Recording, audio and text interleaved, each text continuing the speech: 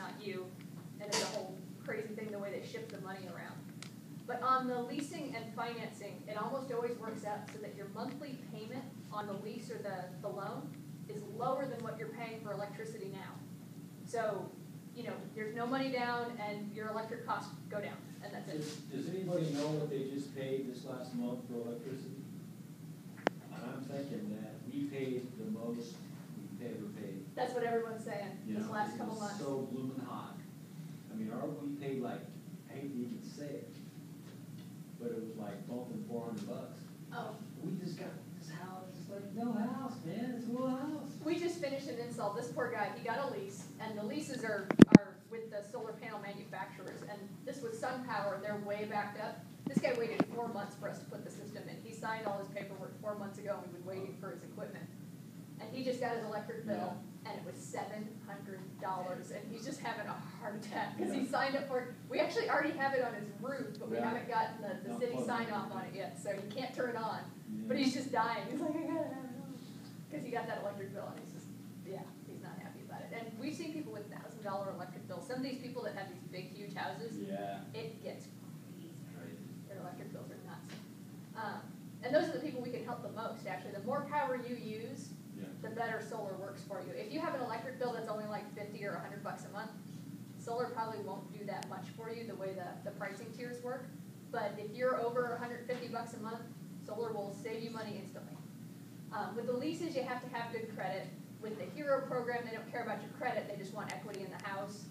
The bank that does the financing cares about credit and equity. So it's like, you know, the salespeople have to sit down and interview the customer. Okay, what's your credit score? Do you have equity in the house? And go through the list of things so they know what direction to send the customer. Is they going to lease with this company? Are they going to lease with that company? Are they going to go with this kind of financing or that kind of financing? And, you know, we always get excited when we have the customer that actually has the cash. Because that's always the best deal for everybody, including the customer. It pays for itself usually in 5 to 7 years. And it is a big lump sum, but a lot of people are pulling money out of the stock market to buy the solar because it's a better investment and a more sure investment than the stock market is these days. So people pay for them a lot of different ways. And then, let's see, quoting process. The first thing we always do with a customer is we ask them for their address and we look it up on Google Earth. And that can weed out a lot of customers. You get somebody up in the mountains and all you see are trees and you can barely see their roof. First question out of your mouth is, are you going to cut down those trees?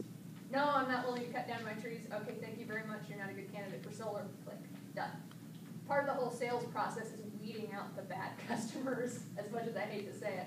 But if you've got some guy that just isn't going to cut down his trees, you're not going to be able to quote him anything on his roof because shade affects solar a lot. People don't realize how much it is, but shade on one corner of one solar panel can take out the output from the whole system if they're all connected together on a central inverter. We've got other ways to do it now where we can kind of mitigate that, but if the panels are shaded, it doesn't matter what you do for inverters, you're not going to get much power out of them. So customers that, you know, won't cut down their trees, or it's the neighbor's tree and they can't do anything about it, you know, sometimes we've had to walk away from customers just because there was nowhere to put solar panels where they were going to get good sun, and, you know, sorry, can't help you. With the microinverter system, would that help? If there's shade part of the day, a microinverter will help, because then if this panel's shaded with microinverters under each panel, all the rest of the panels will work fine and that shaded one won't hurt them any. But all the panels are shaded all day, doesn't matter what you do, you're not going to get any power out of it. And that's one of the rookie mistakes that contractors tend to make is they, oh, that little bit of shade is no big deal. And they hook them all up together and that little bit of shade kills the whole system. So, yeah. So the first thing we do is look at them on Google Earth. The next thing we do is we ask them for their electric bills. So we know how many kilowatt hours they're using and how much they're paying for those kilowatt hours. And people don't realize that Southern California Edison has about 30 to 40 domestic electric rates. Everybody pays a different amount for power, and they don't talk about it. Commercial's even worse. There's probably, I'd say, 50 to 60 commercial rates. So it's a little bit complicated for the quoting process because now we got to know all the details about all these rates and what's going to work better than other things. Then it's funny because you start talking to a solar salesperson who's been working down here a lot, and they'll immediately start, well, that's a GS2, well, that's a DCARE, and they know what that means, and oh, we can switch this one to option R, and we'll do that on time of use. And there's so many ways to talk about the electric rates. And Edison actually has classes. You can go to an all-day class for free with Southern California Edison and sit there and learn about nothing but electric rates. And it's boring as snot, but it's good, useful information if you're going to go into solar sales. And Will that be at the Wildomar location or up in Irwindale? I think. I know they got that SeaTac Yeah. up in Irwindale, which is their mothership up there. Yeah, and going to stuff like that, even if you don't want to get into sales, just to learn something about something that would be useful to a solar company and putting that on your resume. I went to the free training class for Southern California Edison. They also do training classes on their rebates. You can go learn how to do the rebate paperwork, which if you like red tape and government stuff, that's a big job in the solar industry is rebate processing. It's a huge pain in the neck. Did we talk about California, the San Diego office? It's the California Sustainable, anyway, they're in San Diego. It's like, it's for SDG&E, like SeaTac is for Edison. This office is to San Diego Gas and Electric, and it's really more accessible. Yeah. You know, so we prefer to go down to San Diego because they have some plug-in vehicle stuff, lead training, you know, and it's just not going to Irwindale. And most companies in this area work both. We're in Southern California Edison territory, and we sell a lot in the San Diego Gas and Electric territory too. So it's good to know both. I said I was from Edison territory. They're like, oh, come on in. And so, signing up for those free classes, just as something to put on your resume, it shows that you have a little bit of gumption, which is something that solar companies are always looking for. A blank resume, it gets thrown out. So anything you don't have job experience, get as much training as you can, especially free stuff like that. Just do it, put it on there. It'll help a lot. So we do all that, and then we get their electric bills, find out what rates they're paying and how much electricity they're using. Then we look at their roof and figure out how many solar panels we can fit on their roof. And then the whole system sizing thing is kind of like an art. It's one of those things that salespeople struggle with. And we'll come to a customer and they'll be like, well, I had another solar company come in here and they quoted a bigger system than you. Why? And sometimes the way we quote is we're trying to hit what we call a sweet spot, which is the system that saves the customer the most money and gives them the fastest return on their investment. And a lot of times that's only knocking out about half of their electric bill because you pay more the more kilowatt hours you use. So if we can just get you down to the lower pricing tiers. Kill the peak, right? Yep, kill the peak. And that actually will do better for a customer than if we put in a big, huge system and cut out 90% of their electricity. Even though that's what they ask for a lot of times, so we'll show them both or whatever.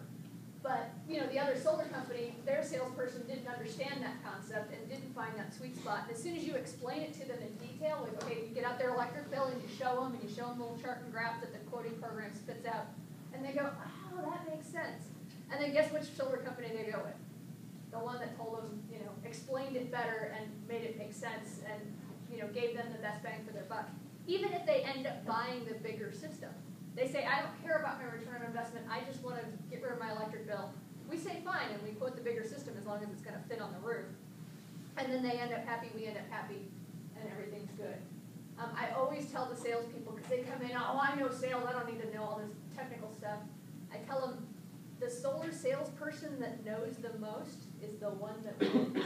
Customers need to be confident that your company knows what they're doing, and if you as the salesperson don't know, it's game over. If you walk in there and they start asking you questions and your answer is, I don't know, guess what? You're not going to get the job. Well, okay, now, you have it on your list there. Yeah. But in the San Diego Tribune, there have been, one-page ads for solar, and they're introductory kind of offers. And so I'm like too smart for my own good. I start asking them questions, right? Yeah. And pretty much not too far into the conversation, the guy's like, dude, you want this or don't you, Yeah. And it was like, well, I just, asking some questions, and, I'm a dork and whatever. And kind of, like you say, game over. Yeah. Some solar salespeople will do that. If the customer's asking them too many questions, they don't want to mess with it because they know they don't know the answers, and they know someone who asks that many questions is going to go to a company where the salespeople do know the answers. Because they're just going for law of averages. I mean, heck, the ad was in the San Diego Trib, so. As my boss likes to say. So you get on the phone and. Yep, They're going for low dangling fruit, is Yeah. what my boss says when you're talking about that. They're looking for the guy that's just going to be easy and just say, oh, really? Okay, I'll sign. Like, it's so cheap, man, go for it. Yeah, and those deals, they're just as bad as what goes in the newspaper for the car ads. You know, they got the low price leader, oh, look at this amazing cheap car, and then, you know, you show up at the sale and the car's sold. It's the same thing with the solar. You know, they'll do this really low system, and then they're already including your tax and your rebate and this and some other, you know, crazy rebate, and then, you know, their special savings thing. But they're going to talk you into a different system. They're going to switch to a different That's what I asked them about. brand of panels. I asked them about some rebate stuff, and, you know, it felt like they were just gonna take them and not tell you. They do that. And that's what leasing is all about too, is taking the customer's rebate and taxes. Yeah. Which is why it doesn't work out as good for the customer. There's a lot of weird little things. But yeah, those ads do work. People do call in from them. They're very colorful. Yeah. They're like, I'm like, ooh, it's like less than $4 a watt. Yeah. You know, and so I'm like, ooh, you know. Yeah. But if you want a system for your house, you should be talking to me. I was gonna ask you about speaking of roof mounted now, do you ever do, and I think I know the answer to the question, but do you ever do the carport or you know? We can do it. We can do carport. I mean, but is that ever, It costs a lot more. yeah, Engineering. We got to pay for engineering on that. And then you have to have really strong supports. If you're just doing a ground mount that's low to the ground, the top part of it's less than 6 feet tall. now, have you checked out any of the systems that the school district put in? In Have you looked Marietta? out- Yeah, No, we're too pissed off that we lost the Okay. job. you're still very sore, okay? Yes. You can't even say Marietta School Yeah. District in my office. It's a bad word Yeah, because Solar City beat us on that job. And they quoted a lot lower. They do that kind of stuff. But I just see that kind of stuff in this parking lot here, this, you know, MSJC, hello, What are they going to do? right, Tell me who to lean on. We'll get them going. make it a class project. And then one of the things on the question list is expandability of the system, and that gets a little tricky. You know, customers always want to get a bigger inverter, and then I can put more panels on it later, but the problem is the panels change too fast, and 3 years from now, the panels aren't going to be compatible with what we're selling now. I had a customer crawl out of the woodwork just the other day. I talked to him probably 3 years ago at my old solar company. He found me online and was like, I want to buy from you, I don't care who you work for.